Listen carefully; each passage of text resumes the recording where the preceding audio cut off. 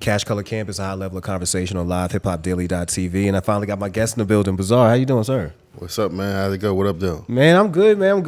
I had a chance to, I thought I'm blessed to have a chance to speak with you. It was presented to me a couple of weeks ago, and I was like, yeah, I would love to talk to Bizzare. And actually, I wasn't sure if you smoked or not. I was like, I don't know if you smoke weed or not. Hopefully you do. You know what I'm saying? Yeah. Hopefully you do come by the show. But yeah, I'd love to hear him, talk about the new album as well as, just how he got into music and all that. So for those who don't know, for those Big weed smoker. That's good to know. For those who don't know, man, let us know who you are and what you do, man. My name is Bizzare, man. Some of you might know me from the group D12. Yep. And I've been in this game for like almost going on 20 years now. You know what I'm saying? It's been good to me. Just been grinding, man, and just working, man. Word, man. Word. So how'd you get involved in music in the first place? Like when did that button click in your head? Oh man, I think it was the 5th grade, man. Word, really? Yeah, it was the 5th grade. I was a part of the Glee Club first. The music teacher, he needed somebody to do this rap about Dr. Martin Luther King, and I ended up doing it, and then I caught the bug, man, and it was on since then. Do you remember the rap you had to do about Dr. King? Oh man, my sister and them know it. My whole family know it. They use it like for their projects in school. Get out of here, man. Yeah. Man, you might have to put that on a future project real quick, man. Bring people back to it. Remember, this is where it first started at, man. Right. That's what's up, man. Yeah, man. So you've been rhyming for a little while now. Yeah. Who were some of the acts where you came up who you kind of respected and you admired early? Oh man, some of the acts I looked up to was Eric Sermon. Word. Redman, who else? Ghetto Boys, Gangsta Nip. Yep. Just name a couple of them. That's what's up. That's a little bit. That's a mixture of serious and fun. You know what I'm saying? Like it went from Redman, like I'll be that, to Ghetto Boys when I'm playing tricks on me, man. Yeah, and that's what you got, Bizzare mixed. Exactly, man. So that is crazy, man. So the Bizzare, and like when did Bizzare come to be? You know what I mean? Because I'm pretty sure again you was in rapping since you was 5. You kind of had what you knew what you 5th grade, not 5. Excuse me, 5. You've been rapping since you was in 5th grade. When did the character Bizzare come to life? Actually, that's the same time. Really? When I was in 5th grade, I used to rap to myself in class. You know what I'm saying? And my teacher started calling me the Bizzare Kid. You know what I'm saying? Like, cause he thought I was talking to myself, but I really was like thinking of rapping. Yeah, thinking of raps. So when I got older, my name was Bizzare Kid, and then the first day I went to the hip hop shop. I told Proof my name was Bizzare Kid, and he was like, "Kid, we ain't from New York. This Detroit. We don't use the word kid." Damn. So he got said, real specific. So he said, "Your name Bizzare," and then that was my name. That's what's up. Proof has so much influence in a lot of careers and a lot of decisions, man. Yeah, he was the mayor, man. That's crazy. And speaking of Proof, and speaking of Proof in the hip hop shop, I was watching Hip Hop Evolution not too long ago. Yeah. And I was getting a little bit more documentary, by the way. Dope one. And he actually gave me a couple of questions I wanted to ask you, because what I loved is and let's start with the music shop. Okay. With the hip hop shop, excuse me. Okay. Maurice Malone and what they were doing there was amazing. You know what I'm saying? To allow rappers to come up in there and just kind of rhyme and all that, man. What was the scene like walking in there? You know what I'm saying? Where you had all these gladiators just kind of going back and forth, and you introduce yourself to connivers, and you seeing M's and Proofs and all that. Yeah. Oh man, it was deadly, man, because they used to throw a battle once a month, but they had an open mic every Saturday. So, it was so serious that dudes was like basically telling their jobs they couldn't work on Saturdays. Yeah, Got to rhyme, son. But then, but the battle actually was, everybody's name got tossed in the hat. Yeah. So they shook it up, and then whoever came out had to battle each other. So really no friends for that day. You know what I'm saying? And because you never know who you was gonna have to run into. Yeah. So you had to have a couple lines basically for anybody that ready to go. Yeah.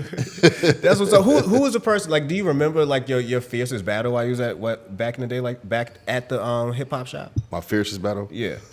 Probably when I lost to Swift.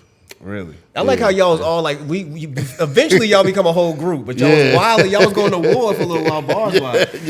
So it's crazy. So your fiercest battle was with Swifty. Yeah. He was the man at the time. He was in a group called the Rabies, and he was going through everybody, and they had like challenge day, like anybody want to challenge Swifty, and of course nobody spoke up. So I was a kid. I was young. I was like me. I just kind of like, I rapped first, so I kind of like unloaded on him, gave everything I had. That's how you're supposed to do. And he wasn't expecting that. He was like, oh, okay, like, are you serious? Then that's when he lit my ass up. You got to let off the whole clip though. Like I would have volunteered to go first too. Like you getting this whole clip, bro. Like everything I got, just have it right now. I don't want to hear you. I don't want to hear you first. I don't want to know rebuttals. Just deal with these bullets. Right. What was it like the first time M walked in? Like what was your reaction when you saw this kid walk in and like, all right, this bull about to rap? Yeah, you know what? It was kind of like some, really like some white man can't jump like thing. Really like, cause like it was really like the movie, like Proof. He was the host, and Marshall kind of like stayed in the back. Like we had like a back area where we used to chill. Yeah. He kind of like stayed in the back. He like for some reason before the battle, he didn't want to be around a lot of people. So people didn't even know he was in the battle until he called his name. And he used to wear his hat real low so you could see his eyes or whatever. So you just got kind of hit with like, what happened? You know what I'm saying? Like when you battled him, until people start catching on to him. Yeah. But he really was like a mystery. So I was just blown away. Like everybody else was like, damn, who is this white boy? Yeah.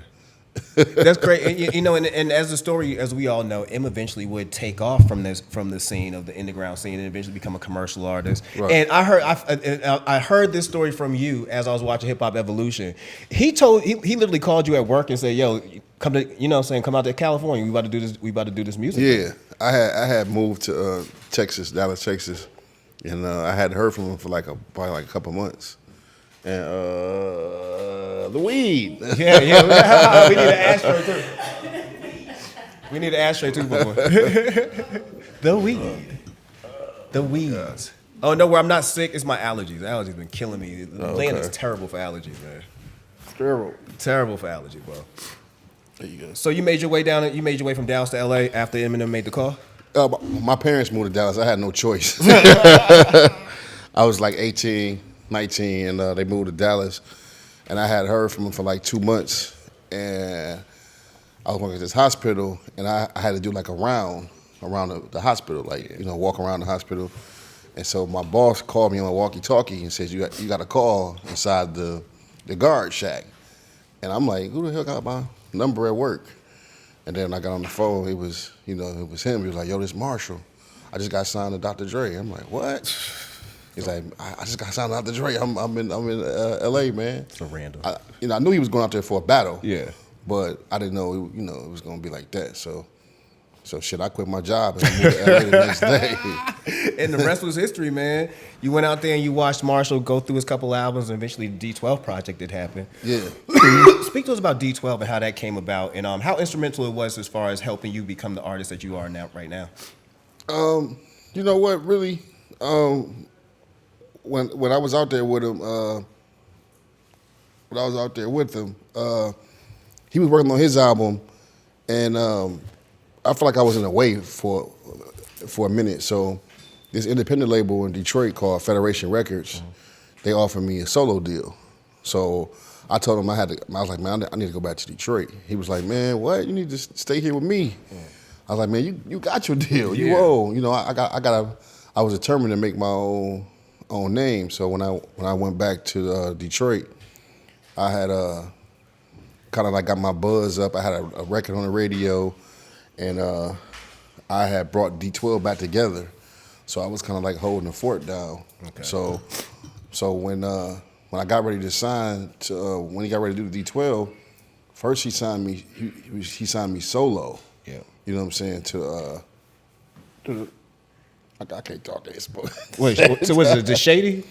Yeah. I was the first artist signed to Shady, and that's because I had already had a buzz, and Atlantic wanted to sign me, and so I was signed to Shady first, And then we decided like it would be better for us to put the whole group out and then branch off with the solo shit. Kind of like Wu-Tang. Yeah, because we made a pact that whoever get on first come back and get everybody else. Okay. So he got on first and he came back and got us. That's what's up. And I like the fact that it never seemed like there was a resentful moment amongst D12. Like where they was like, all right, so M first, but we kind of feeling a type of way about that. D12 always seemed like an actual family. Like there was a group of people who actually came up and actually understood each other very well. Yeah.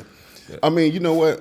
Once again, I gotta put all that to proof. You know, proof made that happen, man. Like he made us be family. Like even if you didn't want to. Like he had this thing where, I guess he got this idea from Hootie and the Blowfish, where basically like, what we do a song, no matter who do what, I don't care if you wrote the, like say like if you wrote the beat and did a hook, you still, all of us get the same percentage.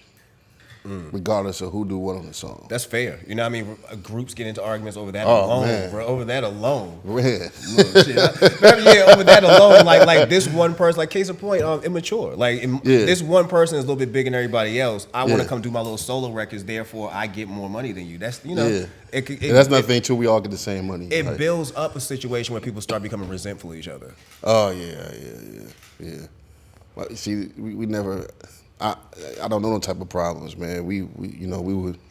I'm cool. I can't smoke. I feel the same way. But you know what? Whenever we have a guest who wants to smoke, I'll join in. Right. I don't smoke for that reason. I be getting questions and be like, let's have a good interview. But yeah, so that's what's up, man. It seemed to me like y'all were that kind of crew. Even when y'all first came out, like everybody kind of had the fun. Like it wasn't so super serious, and that's why I like D12. Yeah.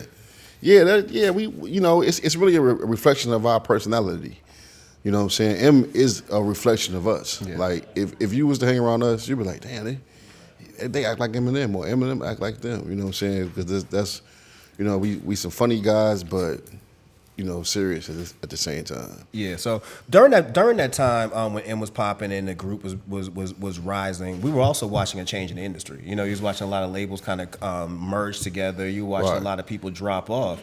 How did watching that transition in the industry happen help you turn back into the independent world? You know what I'm saying, and move away from the majors? Oh man. Just the freedom, man. I started off independent, so that's how I got my deal, being independent, and just the freedom, man. To get away from all the politics is like, being signed to Interscope for like so many years. There's so many politics on who do what, or who on who record. Who got on what record and who's on the record. You got to literally let the other artist know who's on the record, and if he don't like that artist, then you got to take him off the record. And you know what I'm saying? I think being independent and dropping when you want to drop, and releasing when you want to release is kind of better than me. Okay, I know right now you have a new project you're working on called Rufus, man. Let's get into Rufus, and let's also get into weight loss too. But let's start talking about Rufus. What was the concept behind the project? Oh man, I just wanted to do something serious with my legacy before I retire. You know what I'm saying? Do you think you're gonna retire? It's about that time, man. I don't feel like it's ever really a time to retire from rap, bro. Like you can get up on stage and go do your 1-2 thing at age 80, most likely. Oh man, no, if you want to. I don't think they want to see me at 80, man. Here come Bizzare, 80 years old, man. Yo, if I was saw Bizzare 80 years old, shirt off with the shower cap on, I'd pay for that. I'd pay for that right now. Yeah, I'm trying to transition to more into acting. Okay, you know what I'm saying? I had a couple opportunities when I was younger that I had to pass up on. Adam Sandler wanted me to co-star in the movie, and I was on tour with the group. Another brother thing. Like anybody else would have been like, Adam Sandler, what the fuck? You know what I'm saying? But I was like, no, man, I can't.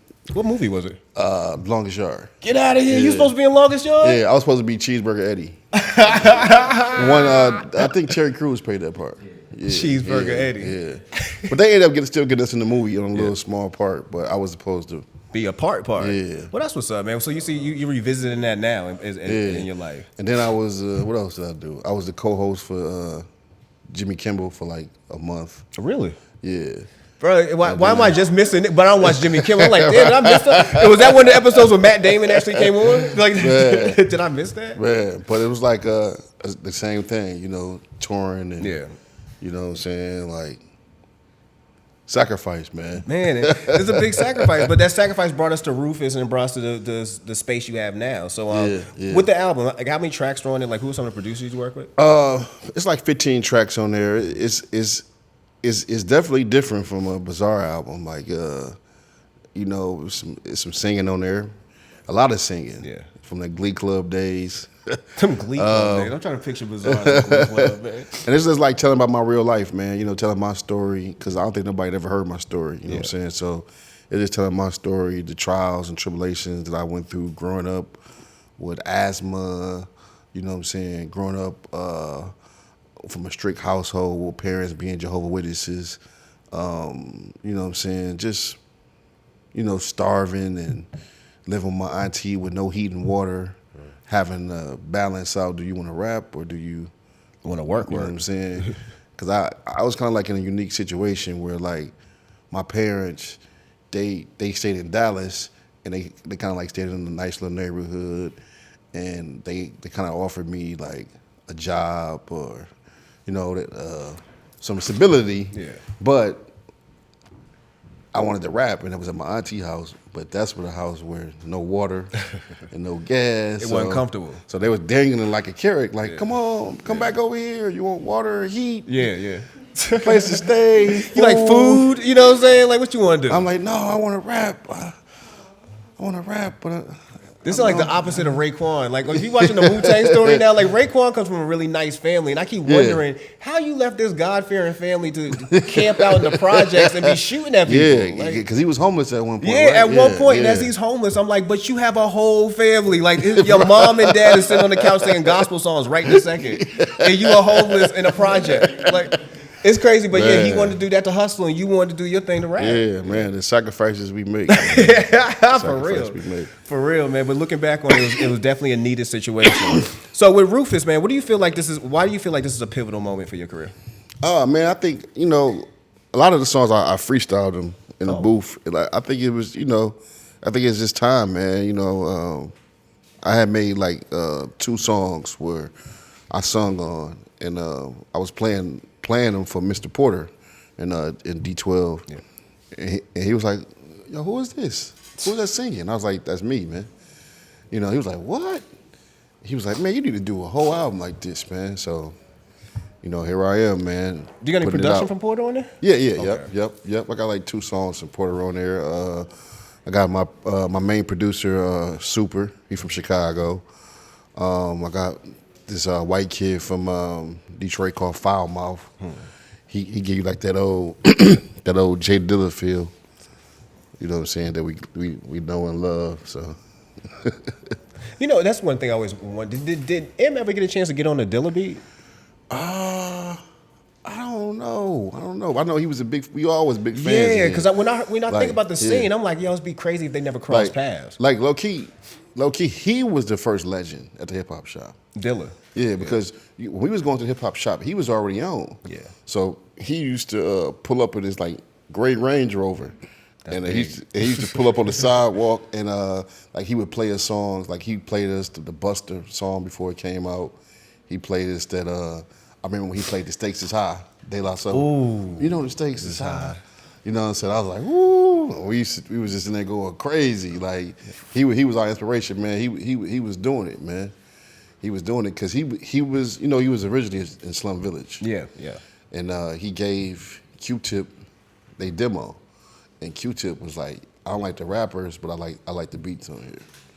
And that's crazy, because I like the rappers, man. Yeah. Shout out to Slum Village, man. The rappers can run, man. Especially Els. Els will give him run for the money, oh, boy. Man, he's a hip-hop shop alumni right there. Yeah. But this is amazing, man, because I feel like the richness that came out of that spot, from Dilla's to M's to Proofs to yourselves, like, just it was just, it's dope to see. I'm glad they pointed that out in the documentary. It reminded me so much of Lyricist Lounge. You know what I'm saying? And being able to, like, know that there was like Mos Def, Talib, Gene Grays, all these people coming off a stage in this one little spot in New York, and ain't nobody really peeping this yet. Yeah, that's crazy, man. It's the same thing with us. I think Royce said it a couple times in some interviews. He's like, man, if you really sit back and think about our era, like we all got on, like from the Guilty Simpsons to Slum to Royce to D12 to Obi Trice, like we all, got on, man. Thank God bless, man.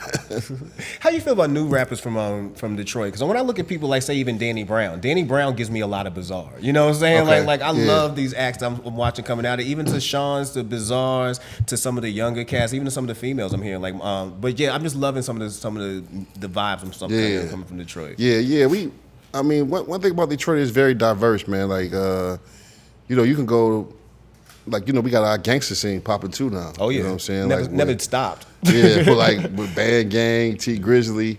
But then you also got, Vibe, like this place called the Lit House where everybody goes. And it's like, Danny Brown, he comes from like this like garage type scene where like they was performing in basements, but it was like shows and shit, like in people's basements. And like, it's just like this whole little like rave hip hop grunge. That's it, man. That's how you build a following, though. Too, yeah, man. That's really dope, how you man. build it. And it takes you back to the roots of hip hop. Like, we was talking a little while ago. I read Russell Simmons' first book, and he was talking about how early punk rock and hip hop would have to perform side to side because there was no place to do either one. Yeah. So he said, I literally go to a show and it'd be Curtis Blow and the Sex Pistols. You know what I'm saying? Wow. Or Run DMC and the Ramones. Like all this would be happening because it had to. But I think that's dope hearing Danny doing that. Like that's the original, like back to the dirt of hip hop type shit, like the dirt, the grind. Yeah, man, that's dope as hell, man. But I do love the vibes that's coming out of Detroit, and I feel like Danny was doing it when it wasn't cool to like wear the tight jeans. Oh yeah, and he been doing this for a long time and be super alternative, man. Yeah. But I do feel like a lot of this I am seeing that's coming out of Detroit is spilling out of the D12 camp. Like y'all really gave y'all lit a light and never turned it off when y'all were walking down that path, man. And that was dope. How does it feel to know that your legacy still lives through these musics and through the streets of Detroit? Oh man, it's dope, man. It's dope that that we could like still can be noticed and people respect our legacy and what we done, man. It feels great, man. I'm like all in Detroit versus everybody. Like it's just, what I'm saying. And I'm just waiting for, if I could do anything to help the new generation, man, that's what I'm doing, man. I just signed an artist from Detroit. Shout out to Denny Mills, man. But you are actually helping out a new generation with the weight loss challenge. Yeah, you know what I'm saying. Yeah. Speak to us about your challenge and your journey as far as losing weight and how you got people involved with you. Oh man. Well, first it started off with my fiance. She just all of a sudden out of nowhere just became vegan. Didn't tell you. What I'm saying? Well, she told me at the grocery store. Oh, bro, Right. as I'm grabbing these pork chops. Talking about some bacon, because we're about to bake. She grabbing kale. Actually, I went to the grocery store. I told her I was going to call her when I got there to see what she wanted to eat. But she was watching What the Health when I left. Oh, she already got influenced. Yeah, so the time I got there, I was like, yo, so I'm in the seafood department. What you want to eat? She was like, I'm straight on meat. I was like, damn. Ooh, that quick? Like, I literally just told them to weigh something up. You know what I'm saying? Right. Like, I was ready. I already knew what I wanted. I was just asking you as a backup. Right. And then after that, I found out that, just by her doing it, she became like obsessed with it. Like, you know what I'm saying? Like with Dr. Sebi and, she was just always on YouTube and different. I mean, it was something to get delivered to the house every day. That's what's up. You know what I'm saying? Beyonce went head in with it. Yeah, I mean, just something every day. So basically, you know what I'm saying, dealing with my health problems, you know what I'm saying, I found out I had diabetes and high blood pressure. And man, it was, it scared me, man. So, I decided, to start the weight loss journey. And one day I was just like, let me rap about this, man. And I rapped about it, and I was just like, damn, like I don't think I heard a rapper do this before. And so that was the challenging part, to know that I never heard a rapper ever rap about weight loss. Yeah. That's what's up. So man, so are you still participating in the weight loss challenge? Yeah, it's a 30-day challenge, man. It started like 15 days ago. I done lost like about 15 pounds. So are you gonna stop after 30 days and just that's the No. I'm trying to make this a lifestyle, man. Okay. But Skinny Bizzare. Yeah, man. Skinny But Bizzare. I think the hard part is gonna be going on the road. You know what I'm saying? Facts, man. You know, I go to Detroit like twice a month, and you know, Detroit is known for the Coney Island. Yeah. I don't know if you know. With the hot dog. Yeah, the hot dog. That's on every corner. That's what we eat in Detroit because they serve lunch, breakfast, and dinner. It's open 24 hours. See, that's the place I need to be at. Yeah, like that's how it's supposed to be though. Like, that's how. Yeah, like restaurants closing don't make sense. Right. I mean, I feel bad for you because I'm pretty sure you have a family and shit, but I like eating. Yeah, You know what I'm saying? Like, yeah. So that'd be the hard part, man. Like I'm going to New York next week for a promo run, so this will be my first test of leaving my house. ooh, pizza and hot dogs, bro. Man. Yo, the minute you get to New York, you smell pizza immediately. Every borough. See, my problem is I need to make a decision. if I ain't made a decision, then I'm gonna fuck up. Yeah. I'm just gonna grab whatever's around. I feel you, man. Well, let's all send good energy to Bizzare that when he gets to New York, please. that if he gets a pizza, he gets pizza with no cheese, no nothing. It's just flour. Man. He just get flour, Man. just dough. Oh, hit the halal truck, man. There you go, man. There's options for you, brother. There's options for you, man. Oh, you know what? I did have one last question for you, but before I do that, man, you know the hip hop head in me. I remember you and King Gordy was gonna have a project, man. Like, Man, we got a project out, man. Yep, it's called Lars. Yo, you and King Gordy was hilarious. Oh, I still to man. this moment because I'm still. Oh, man. This is the days when the source was still popping, and I remember opening up the source and seeing these two people. Wait, I was like, Double XL. You talking about? Double XL. Yeah. I was like, the hell is this? What is Bizzare doing? No, that was crazy because we was on a promo tour for our album Last American Rock Stars, and they was doing the Double XL freshman cover shit. So we had an interview in there. So they was like, we was like, is this a Double XL banner for the freshmen? They was like, yeah. We was like, man, fuck that. So we just took our shirts off, and the whole staff just started. They thought it was hilarious. It was man. hilarious. That was a good job. They was on their job. They was on their job. That was hilarious, man. So I'm glad to know that you and Gordy still get it in, man. Yeah. Thanks, man. That's my boy, man. That's my boy. King Gordy and Bizzare. All right, so when it's all said and done, and you do actually decide to retire from rap, apparently we're not going to see 80-year-old Bizzare. You know what I'm saying? Yeah. Like, what do you want to be remembered for the most? Man, you know what? That's funny you asked that. I think I did a quote on the internet the other day, and I was asking people what's their like favorite Bizzare quote, and it was like over 2,000 comments. Ooh. So I think I'm gonna be remembered for my crazy ass lyrics, crazy ass lines. You know what I'm saying? But I'm ready to get into this acting stuff, man. I'm ready to start I'm working on my own marijuana strain. Oh, we always here for that. So I guess that wasn't my last question. We always here for that. Okay. Yeah, I'm trying to mix. It's called Bizzare OG. I'm trying to mix Headband with King Louis. Yeah. You see how we all automatically piped up a little bit more. You know, and I'm shocked. I'm shocked nobody reminded me that. I didn't ask you about your life in cannabis. Like, when did you first try weed? Oh man. Yeah, right. Man. Like, I'm sorry, I disappointed y'all. So busy worrying about allergies. My fault. Oh man, I've been smoking since I was like 16. Yeah, I was smoking since like 16. You know, Detroit is Michigan is legal. Yes, we do know that. Yeah. Shout out to my homies at the Weed Bar. Weed Bar came through here and rocked out with us. Common J. Will Oh yeah, and Jack that's Five. Them the homies. Yeah. It's the weed is legal in Michigan, and which is a great thing, man.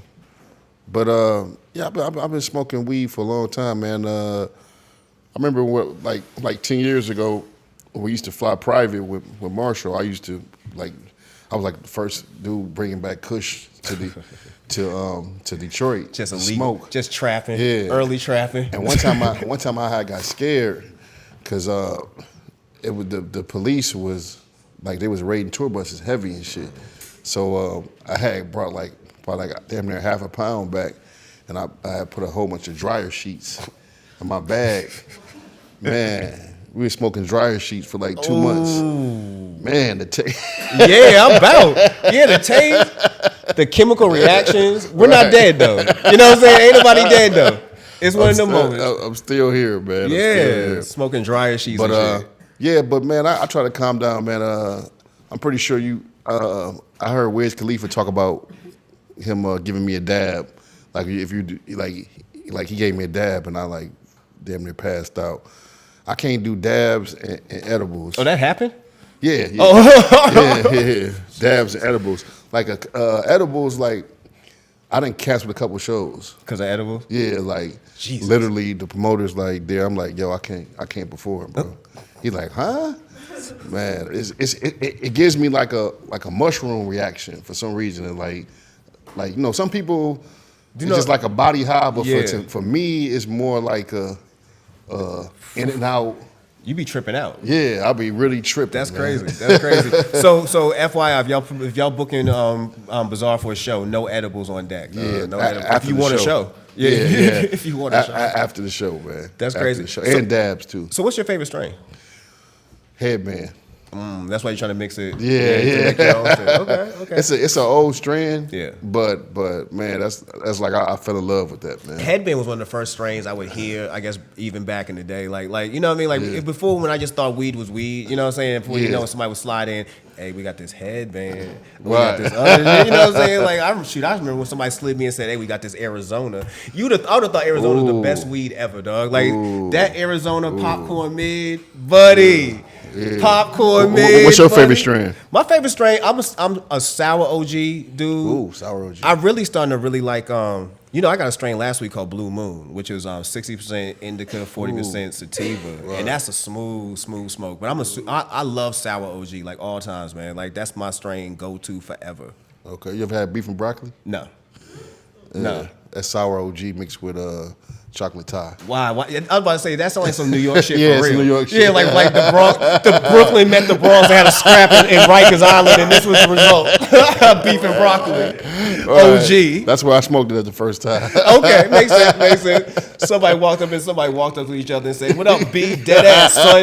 Dead ass, you too, B." Next thing you know, beef and broccoli exists. Man. I like what y'all got going on here, man. I can't believe I feel like I was in California. Man. Oh, okay. Well, yeah, we do here. Everybody else don't come in. but 9 p.m. every Tuesday, it kind of feels like California in Atlanta. That's why we call it Atlantavis. All right. Bro, I appreciate you coming. We got my boy Hemp.Clothing in the building. Oh, he's from Detroit. What up, Philly? Okay, that's what's up, bro. All right. I had put on the podcast thing when they. I was about to say it too. Okay. How you feel about Blade Icewood? Oh man, come on, man. Oh, he a legend, man. He's a legend. You know, Blade Icewood is I mean, you know, he'll be ever synced in Detroit history. If, for those who know, it's a dance called the Blade Icewood. Okay, I was like, is this a rapper? Because I'm thinking it's a rapper. It's a rapper, really? But he got a dance that if you go to Detroit, you're gonna see it in every club. It's called the Blade Icewood. You ever see? I'm looking at it happen. I think I'm looking at it. Yeah. I didn't know I had so many Detroit people in here. The Blade Icewood. Okay, hit that hoe. Look like something the Kappas do. Like they should have a cane with it when they do it. Like and look out for his son too. His son Lil Blade just came out with a record. That's crazy. But shout out, man. Look, shout out to. Oh, Sarah's here. My bad. I'm looking at my text message. Sarah. Yeah, shout out. Shout out to Detroit. You rock out with 4-2 Dub. Oh yeah, that's the homie. Yeah, that's the homie. That I like him. I like him. We really having Detroit talk right now. Yeah. Shout out to all the Detroit rappers that's coming up, man. That's you know what's out right now. 4-2 Doug, Peasy, he locked up right now. Band Gang, all of them, man. There's so many of them, man. But I'm just glad they all respect me, man. Respect for what I'm doing, man. Solid, my boy. I appreciate you coming through tonight. Man, I respect you having me, man. What you smoking? Backwoods? Was that a backwood? That is a backwood. Yeah. Is this a backwood or Fronto? Backwood. Yeah. And for the record, man, I don't smoke blunts. I smoke them when they pass to me, but at home I'm rolling raw papers. Oh, he's a paper guy. Because I'm gonna tell you one thing on some real shit. I'll be honest with you, I never rolled a blunt before in my life. Ever? Huh. Coming from Detroit, I never had to. Yo, can somebody teach Bizzare how to roll a blunt today just so we can film this? Can somebody do that so we can film this happening? We're doing this.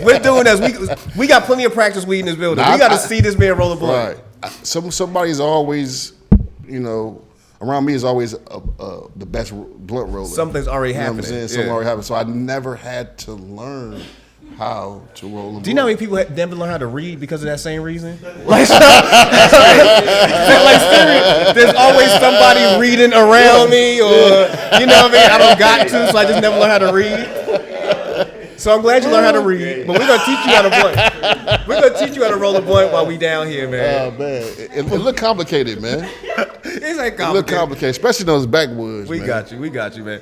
But Bizzare, I do appreciate you coming through Oh, tonight, man. thanks for having Please me, kick man. it with us down here in Atlanta, and All you know right. enjoy the atmosphere and the air and everything. Okay, man. I'm gonna go smoke something. That's what's up, and that's CashColorCannabis, our level of conversation. We out. All right, cool. All right, so we gonna take these.